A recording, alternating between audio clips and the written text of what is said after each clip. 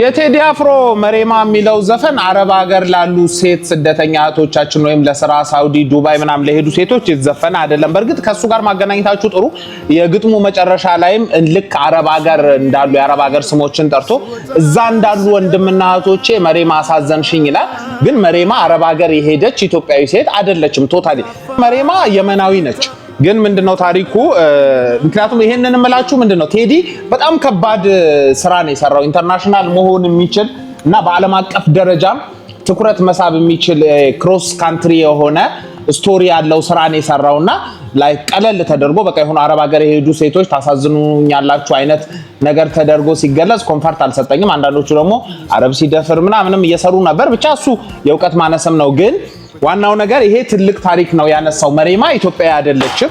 መሬማ የመናዊ ነች። ለምንድነው ግን ስለሷ እንደዛ ብሎ ያወራው የሚለውን ብናይ አሁን እዛ ላይ ታችሁታል። የጎዳናውን መንገድ ስትጠርጊ ምናምን ሲል አረብ ሀገር ያሉ እህቶቻችን ጎዳና ወጥተው መንገድ አይጠርጉም። ስለዚህ ይሄ ማለት የተሰራው ታሪክ ወይም ደግሞ የሚያወራው ስለነሱ አይደለም ማለት ነው። የሷ ታሪክ ይለያል። ቆይ መለስላችኋለሁ እሷን ከቆሻሻ ጋር ለምን እንዳገናኛት። እንደገና ደግሞ ስጠራት አትሰማኝም እያለ ነበርና ለምን ኢትዮጵያዊ ከሆነችማ ሲጠራት መስማት መመለስ አለባት። ዋናው ታሪክ ምንድነው?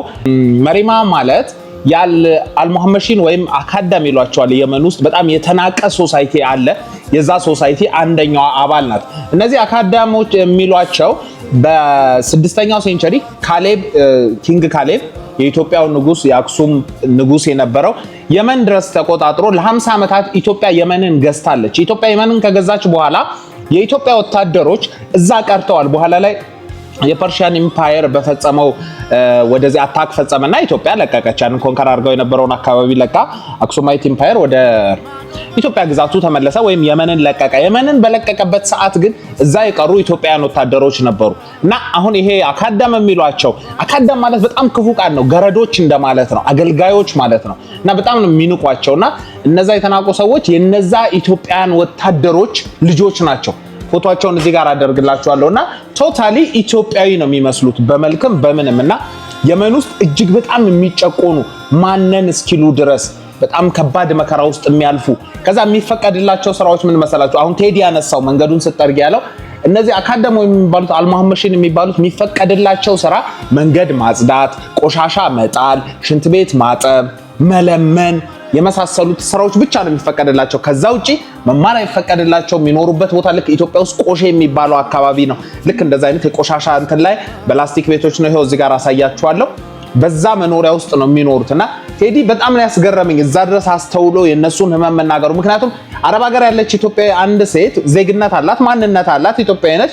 ለተወሰነ ጊዜ ትበደላለች እንጂ ማንነት ሉዝ አላደረገችም። እነዛ የኢትዮጵያ ዘር ያለባቸው ሰዎችን በከባዱ ነው የሚጨቆኑ። ባይዛው የመን ብቻ አይደለም፣ ሲዲዎች አሉ። ሲዲ የሚባሉ ህንድ ውስጥ አሉ፣ በጣም የሚጨቆኑ ከኢትዮጵያ የሄዱ ሌሎች ሀገሮች። ስሪላንካ ላይም አንድ ማን ነበር ባሉ አሉ። እዛም ካፊሮች ይሏቸዋል። ስሪላንካም እንደውም ባህላዊ ዳንሳቸው ላይ ኢትዮጵያዊ ነውና ቴዲ በዛ ደረጃ ነው ተጉዞ የመን ላይ ያሉ የኢትዮጵያ ዝርያ ያለባቸው የኢትዮጵያ ዝርያ በመኖራቸው በፊት የገዙን ወታደሮች ልጆች ናቸው በሚል ከፍተኛ ጭቆና የሚደርስባቸው የሚሸሹበት አገር የሌላቸው ዜጎችን ነው ያለው እና ለዛም ነው ብነግራት አትሰማ ባወራት አትመልስልኝ ያለው። እሷ ኢቭን ኢትዮጵያዊ መሆናቸውን ብዙዎቹ ስለማያውቁ ነው፣ አክቲቪስት ከሆኑት ውጪ ስላልተማሩ ስለራሳቸው ስላልተነገራቸው። ለማንኛውም መጨረሻ ላይ ብሏል ልክ ለኢትዮጵያን በአረብ ሀገር ኖረው እንደሚሰቃዩት ሁሉ ለመሪማም ማዘንኩላት ይላልና ጥሩ ነው ለአረብ ሀገር ልጆችም መታዘኑ ህመማቸውን መገለጹ። ግን መሪማ ከዛ ከፍ ያለ ኢንተርናሽናል ስራ መሆን የሚችል ነው ለማለት ብዬ ነው።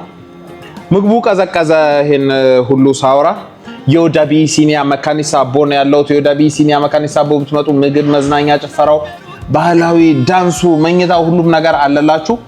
ይመቻችሁ። ቴዲ መሬማን የመሰለ ምርጥ ስራ ስለሰጠህን ይመችህ። ባያታም ሳያዬ በተራታት ሰማ መሬማ